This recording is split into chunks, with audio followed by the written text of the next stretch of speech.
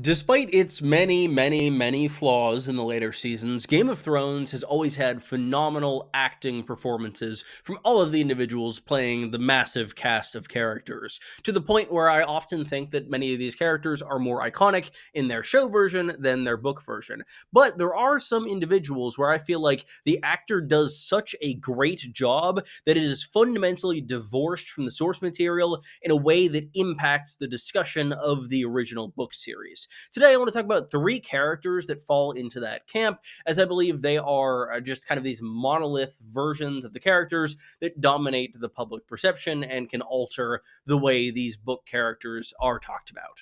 The core inspiration for this video comes from Charles Dance as Tywin Lannister. He is one of my favorite performances in the show. He has such an air of authority about him, and he's this unstoppable force that dominates all people in Westeros, and especially around him and his children. That is pretty different to what happens in the books. Book Tywin is, yes, this very powerful individual who has a very forceful presence, especially through the eyes of his children, like Jaime and Tyrion, and later through Cersei's memory that were not in Cersei's head while Tywin is alive. But Book Tywin is quite different. He's a good deal more petty and actually a lot more evil, I would say. There are some interesting quotes from the showrunners, David and Dan, that seem to indicate that they really didn't understand Tywin, to the point where they describe him as being lawful neutral, which is just baffling. That makes me think that they really didn't read the books at points, because Tywin in the books does a lot of horrible things. That is not to say that he doesn't do horrible things in the show too, but I think his most defining trait in the show is this kind of hyper competence. Everything he does is exactly the right way that things should be done. Whereas in the books, yes, he's able to consolidate a drastic amount of power onto him and onto his house in a very short amount of time. But that power is gotten through sheer fear and nothing else, to the point where we see Tywin's entire legacy just evaporate and dissolve immediately after his death, as he is not able to bind the realm together through fear of this one man. Through events like the Red Wedding, he is able to kind of exact his will on Westeros as a whole, but the Lannisters don't really face much in the way of consequences for the Red Wedding in the show. We see the Freys face consequences for it. We see Arya massacre their entire house, but in the books, both the Freys and the Lannisters have this sort of reputational stain on them after this event happens, and a big part of the story going forward is the Lannister regime slowly unraveling under both mismanagement and the legacy of this horrible event. This is not me saying that Charles Dance did a bad job. I think he did an incredible job. It is one of my favorite performances in the show. It just gets to the point where I feel like book Tywin and show Tywin are fairly different. I think the show's perspective is one that is viewing Tywin as this monolithic figure to be admired, and that is the right way to do things. Characters like Ned and Robb are portrayed as just kind of being dumb, bumbling, despite being good, whereas Tywin is strictly a pragmatist and he does everything the wrong way, but it gets the right outcomes. It's okay because he's this Machiavellian mastermind that really doesn't even exist whatsoever. I think it's an interesting distinction, and I think it leads to the perception of Tywin Lannister as a character, yeah, as a character both in the books and in the show, being more positive than maybe it should be, viewing his legacy in the books. And you know what? I'll say it. I think it's important that Tywin is bald in the text for a couple of reasons. One, it's a neat little character detail. At the first sign he was going bald, he shaves his head. He doesn't like half measures like a certain other bald individual I know. But also, it shows that Tywin isn't perfect in a way. This great lion has no mane, and he is visibly kind of marked by this, and honestly, a lot less good looking than show Tywin, just generally. Not because he's bald. There are a lot of attractive bald people. I also want to ask, do you think there are any other characters or acting portrayals on the show that are so iconic that they kind of alter the perception of the book character for better or for worse? I'd love to hear your opinions in the comments below. While you're down there, leave a like, subscribe.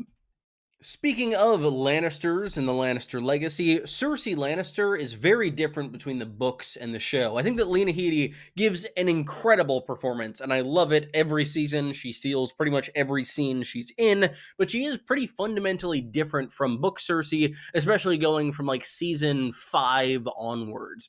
The main trait that I attribute to Lena Headey's Cersei is this enduring love and care for her children, to the point that she is willing to do these Tywin-esque things in order to preserve her family. She's not concerned about the family name as much as Tywin, more as her actual family members and the people she cares about within her family.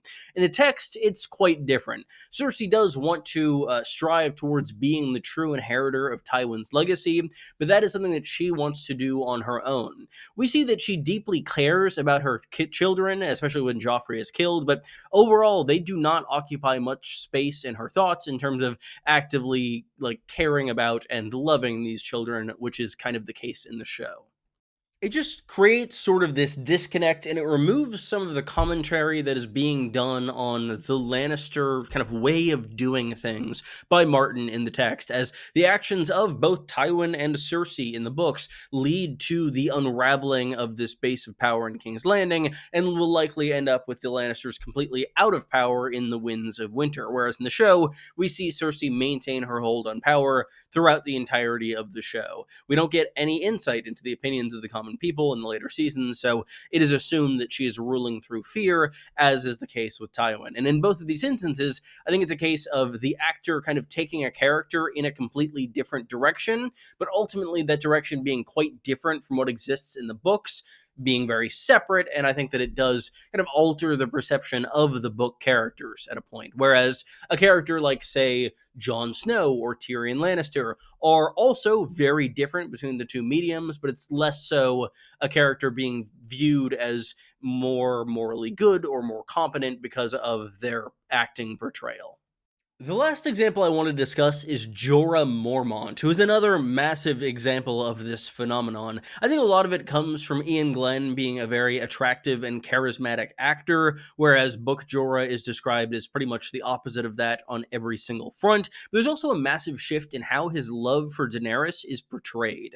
In the show, it's sort of this kind of noble, enduring longing that he'll never act on because she doesn't want him to, and it's just this kind of unresolved thing where he is constantly just acting on behalf of his undying love for Daenerys. Whereas in the books, there is an element of him continuing to love Daenerys despite her having no interest in him, but it's also a lot more toxic. He is more openly manipulative. The age difference is quite a bit larger, given the fact that Jorah in the books is older and Dany in the books is younger. And additionally, he does make unwanted advances on Daenerys, especially in A Storm of Swords, that are just horrifying to read. And I feel like a lot of the perception I see of Jorah generally, at least among people who've watched the show, has been quite positive. And for the character that exists in the show, that absolutely makes sense. It's a great character, acted very well by Ian Glenn, but it's a completely different person than the guy who exists in the books, which is a point of frustration for me. Thank you all so much for watching. If you enjoyed, be sure to leave a like and subscribe. I'd really appreciate any support on the video. Let me know what you'd want to see me make in the very near future. I have many videos on A Song of Ice and Fire, Game of Thrones, House of the Dragon, Dunk and Egg for you in the very near future. So I look forward to sharing all of those with you, and I hope you will join me for all of them as well. Thank you again for watching. Goodbye, everyone.